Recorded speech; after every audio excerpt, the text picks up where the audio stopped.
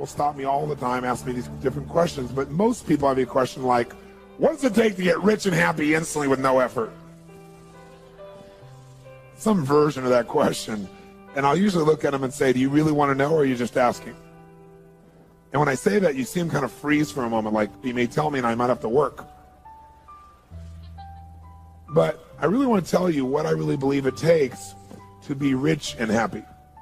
Now, most people think rich is just money. But I know a lot of people have a lot of money and they're broke.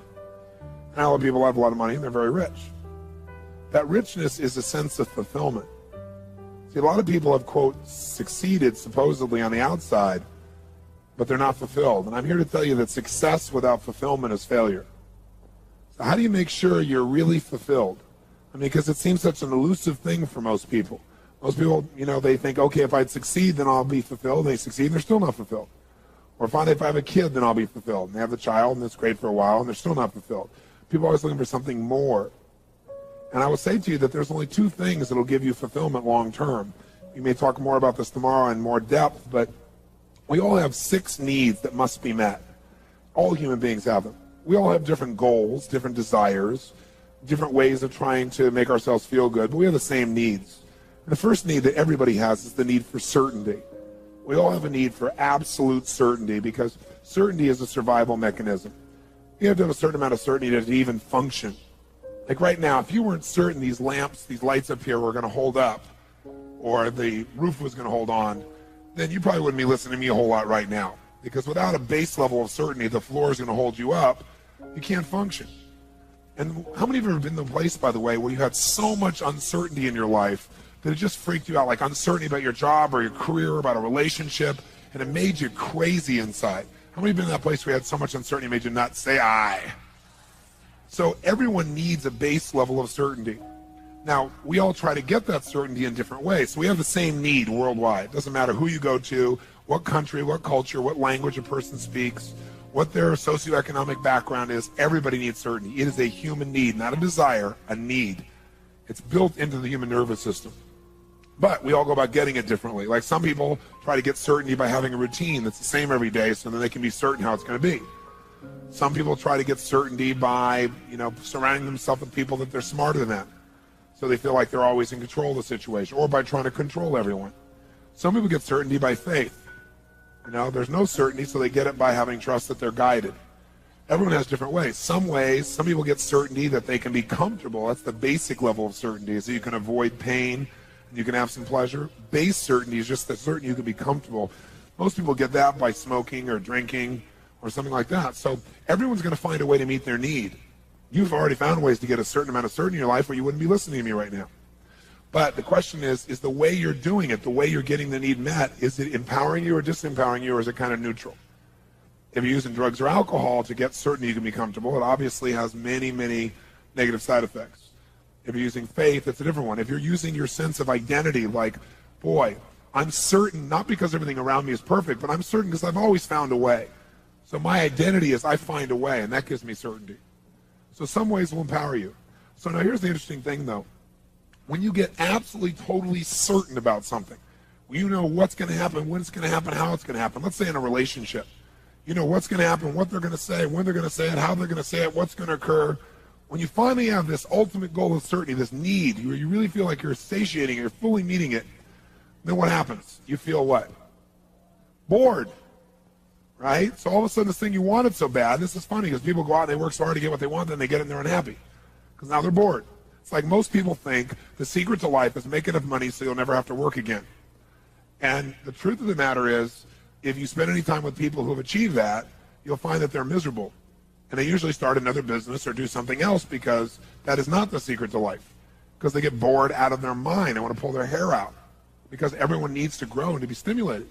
So while we want certainty, when we get absolute certainty, we go nuts. And that's because God has a sense of humor and gave us a second need, the need for uncertainty, just to really screw you up a good. Right? Just to see if you were paying attention. We have a need for certainty, but we simultaneously have a need for uncertainty. We have a need for variety. We have a need for surprise. We have a need to have things that we're not expecting happening. It creates excitement for us. That's what adventure is. If you know what's going to happen, when it's going to happen, how it's going to happen, it feels good for a while, then you're bored. You got to have surprises in your life. You got to have those things that make you grow. When you know what it is, it doesn't require growth. You can predict it. But when you're not sure, now you have to grow to deal with the uncertainty. And that growth is what makes us feel happy as human beings inside. Now, you can get variety by doing drugs also. Change your state. You can get variety by going to a movie. You know, why do people go to movies? Because it gives them certainty and uncertainty. They're certain they're not going to die, even if the guy in the movie does, right? And yet they have variety. They can vicariously experience all this adventure and surprise and so forth inside that film. How many of you have ever rented a video of a movie you've already seen? Have you ever done this? Say aye. Now, why rent a movie you've already seen? Answer, because you're certain it's good and you're hoping you forgot enough that there'll be some variety, right? So these two are a paradox, aren't they? They seem to be antithesis of one another, and yet, as a human being, we need to have both of them to really feel good. The third and fourth human needs that all people have are number three is the need for significance. Need for a feeling like your life is significant, it's important, it's unique in some way, it's special, that your life has some kind of purpose. So we all have the need to feel significant, unique, to feel like our life has some kind of meaning. And what's interesting is, how do you go about it? You know, you can go about it by tearing everybody else down. I'm great because you're horrible. You know, there's two ways to have the tallest building in town. One is tear down everybody else's building. Right? That's what some people do. Other is work harder and build a better building. Right? Work like crazy. When everyone else takes lunch, you go for it. So what a lot of people do is to feel significant as they tear other people down, because then they can feel important. Like if you're moving backwards, I must be moving forward. There's an illusion there. Or you can get significance through violence. Why has violence lasted so long in humanity? Because it meets most of our needs in a very negative way, but it meets it. Listen, I have no education, no background. I live in the hood. I pull out a gun, stick it to your head. Suddenly I am significant. I didn't need education. I didn't need background. I didn't need to create any rapport with you. We have rapport, right? You're going to respond to me now.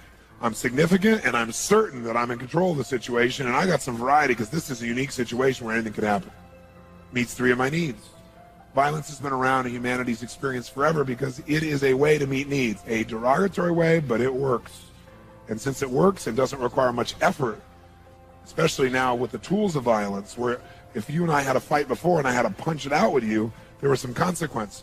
But now with a high-powered rifle or something that can shoot off 100 shots in about a minute from a distance, I can be a coward and I can still feel significant. I can do whatever I want. There's no consequence to me. You can also do it in neutral ways.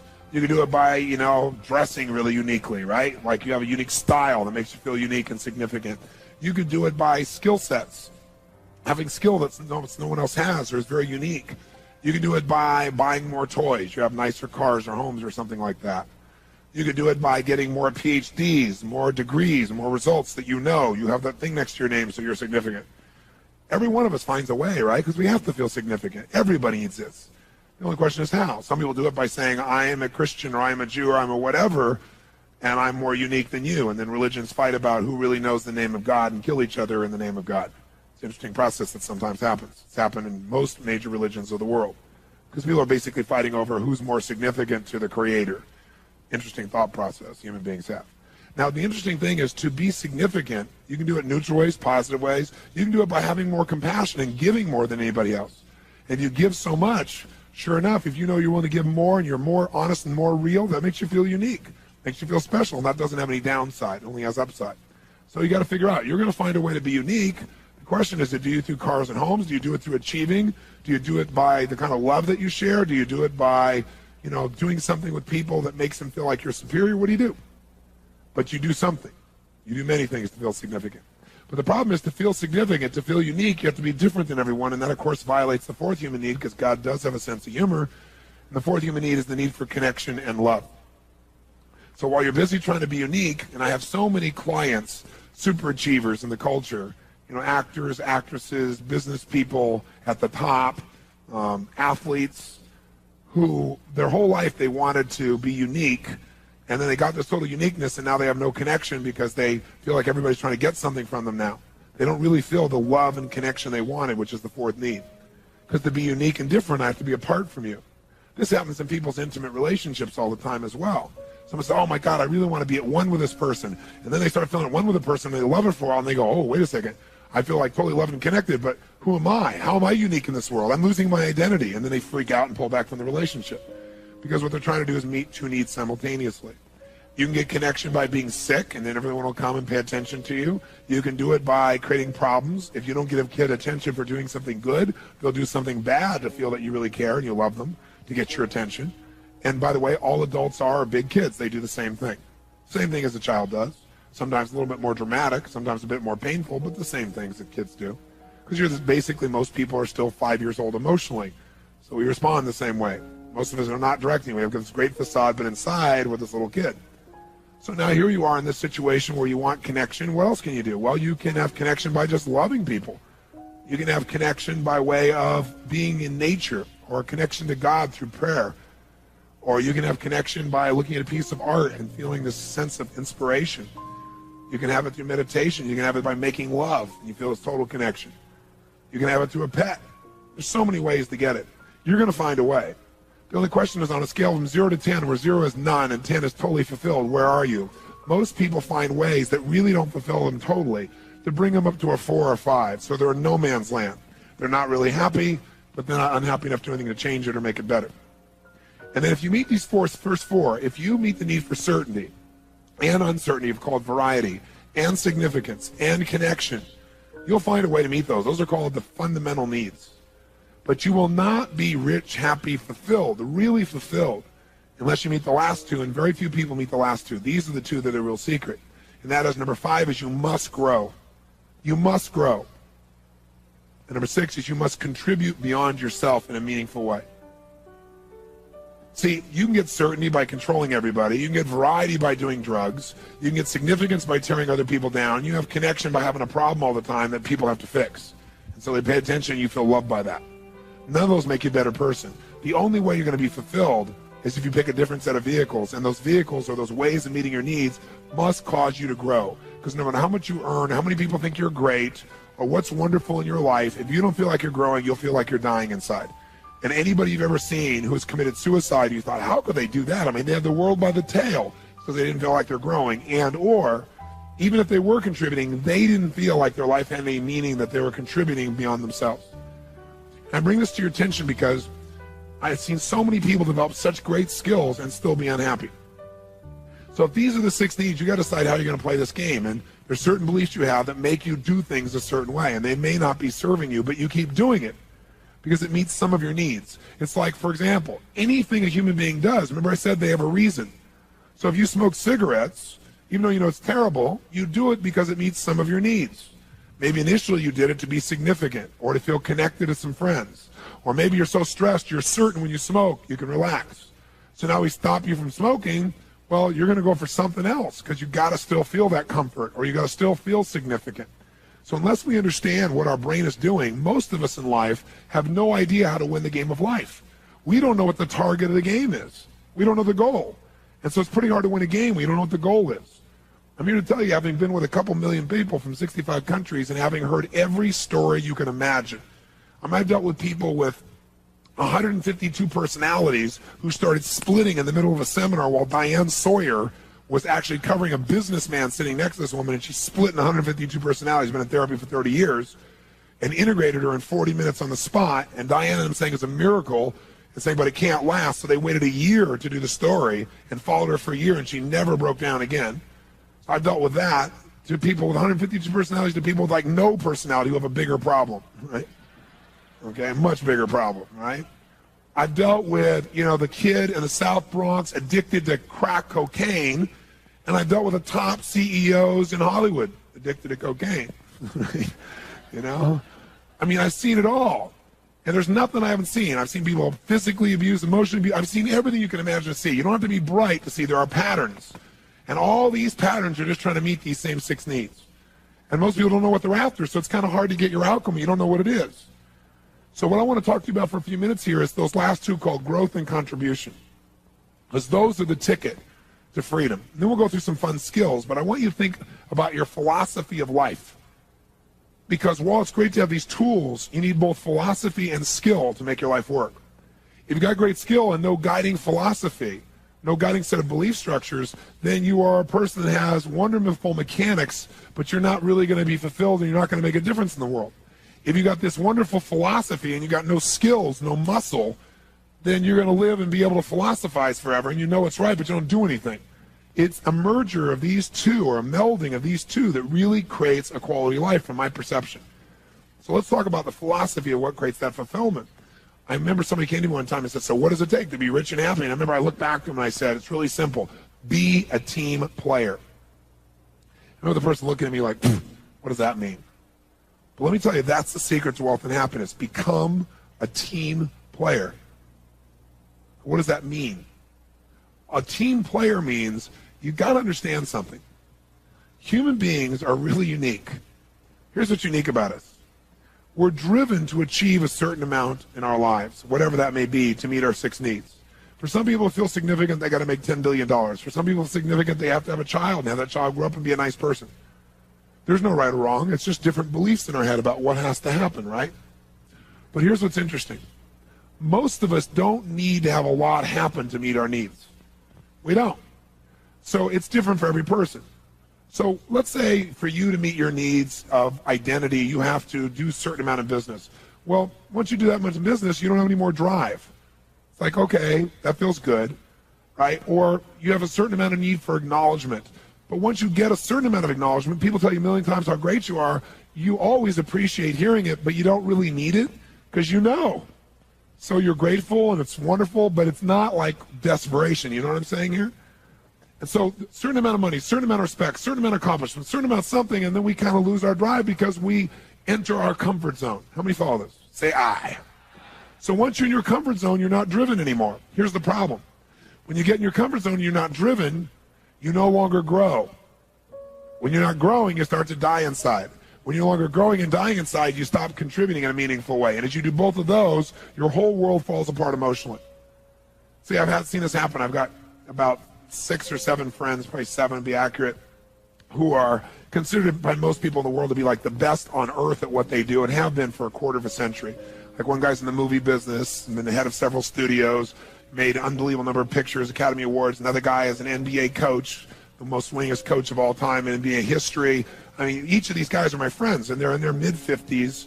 And what all of them do when we get together and talk is we talk about life and where we're going, what we're doing. And I've watched many of them, the business ones anyway, cash out at one point in their career, where they sold their companies and made $500 million. One guy, $2.5 billion. And he thought that was going to make him happy. And I remember for the first 3 or 4 months, he was really happy. He partied, it was fun, it was great. But then all of a sudden he got more and more crazy. And then all of a sudden he started overeating and drinking. And all those things are is a symptom for the fact that you're not fulfilled. So now you're going for the cheap quickie to try and make yourself feel good because you really aren't growing, you're not contributing. And every one of them has gone back into some venture that made them have to grow, because when they had their business, they had to take on the challenges, they had to take on the effort, they had to grow, and they felt like they were contributing something meaningful. And that's when they're happiest. So having said that, if we all can get comfortable at a certain spot, then what's the secret to make sure we're always growing and contributing? And the answer is become a team player, which means this. People will do more for others they care about than they'll ever do for themselves.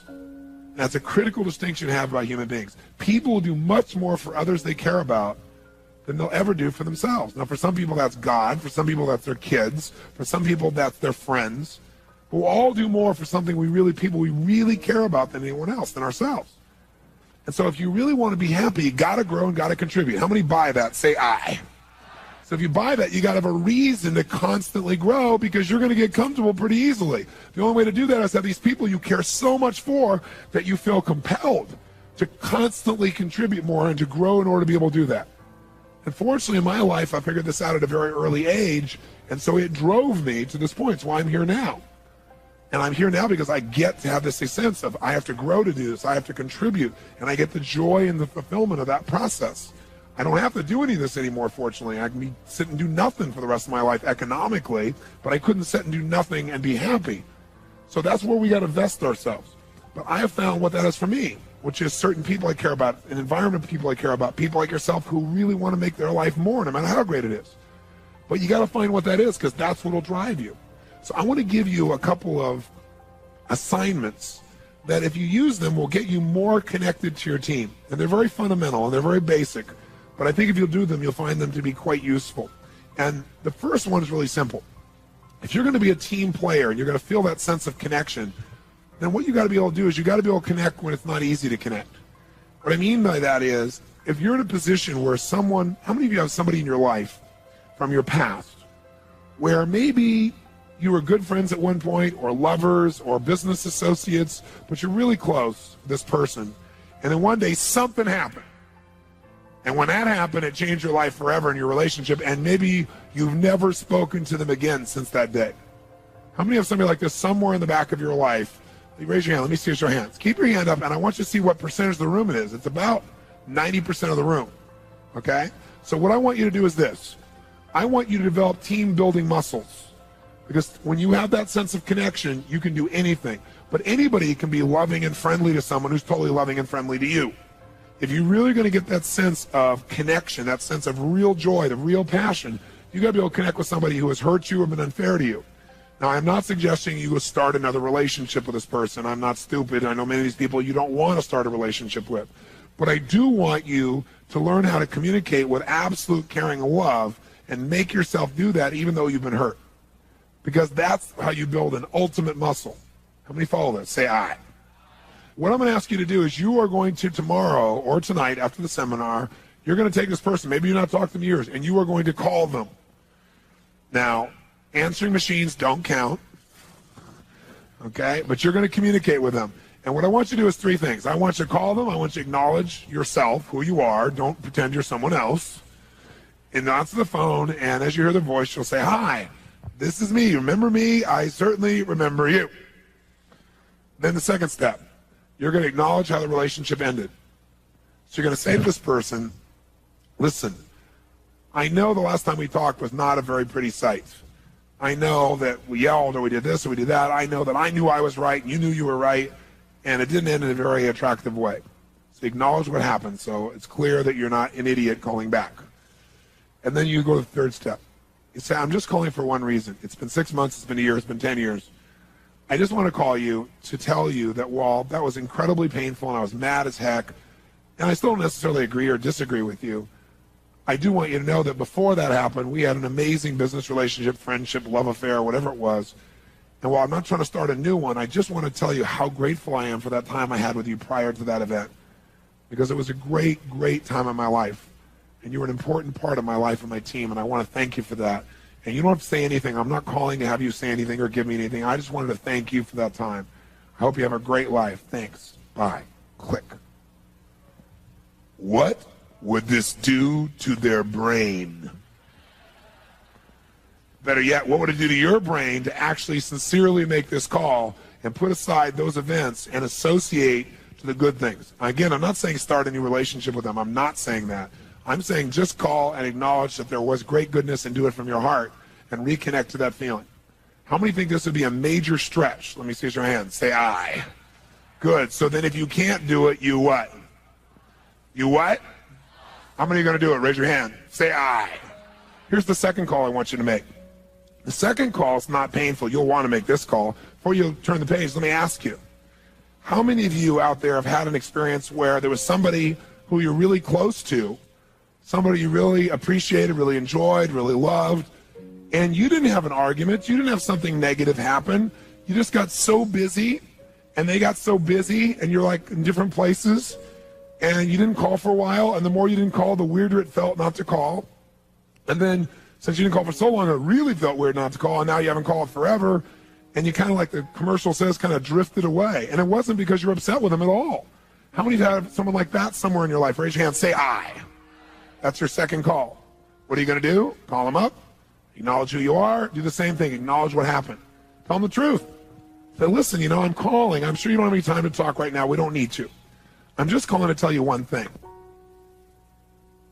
And that is that I think about you a lot. That, I haven't talked to you in so long that after a while, I'm telling the truth. I didn't call for a while. You didn't call. I was busy. You were busy. And then it felt weird to call. So the reason I'm calling is so it doesn't feel weird to call in the future. Right? I'm just calling to tell you I love you. And I'm so thrilled that you're part of my team. And even if we don't talk for 2 years, I always care about you. And if you ever want to talk, I'm always here. I know you probably don't have any time, so I just want to say thanks. Have a nice night. No, that person, I guarantee, will stop you. They'll say, oh, no, I'm so glad you called. And what it'll do is it'll take a part of your life, like one thing you can finally put behind you, this thing you can put back in front of you, and reconnect with it. And I think you're going to find that it'll have a really wonderful processional effect. Like, when you drop the rock in the water, it doesn't stop there when it hits the water. It has this neat little wave effect on your life. Same thing happens when you reconnect with someone you really consider to be a friend. It has an impact on things that you normally wouldn't measure in that area. How many want to make this call also? Say aye. And here's the third assignment. The third assignment in team building is I want you to make a list of all the key team members of your life. And what I mean by that is anyone you consider to be part of your team. Team can be intimate loved ones. It can be family or friends. Team can be those people you work with who you really, really care about. But I'm talking about your close inner team of people. The people that you care about. The people who have their feelings about you as influence over you. The people that you would be driven to give to and to serve. And therefore would need to grow and contribute in some way. And what I'm going to ask you to do is I want you to write next to each person's name some unique way you're going to let them know you care about them in the next 30 to 45 days. Some unique way. Because what we all assume is that everybody knows we love them, but we don't. People don't. They forget. Or if they haven't experienced it in a certain way, they don't know. So I want you to do it in a unique way. Because again, people do weird things. If they can't get that love or that connection in a good way, they do weird stuff to get your love and attention. So you don't want to wait till there's a challenge or there's a problem. And so I'm going to ask you to do it proactively. Now, for example, how many of you have kids? Let's see a show of hands. Wow. How many of you have teenage kids, as an example? Great. Another breed, aren't they? So now, here's what I want you to do. I want you to make your list, and I want you to come up with a unique way to make them feel totally loved. Now, let me tell you what's great about this. Number one, you'll increase your connection and sense of team.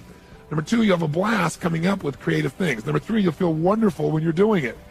And when all those wonderful things are happening, it'll affect your career, believe it or not. Because it'll affect the way you feel about yourself and your identity and what you're doing in your life. It enriches everything. These little things mean everything. I'll give you an example. When I married my wife, Becky, I wanted to have 4 kids. I got 3 instantly. And all of a sudden, here in a short time, we have 4 kids.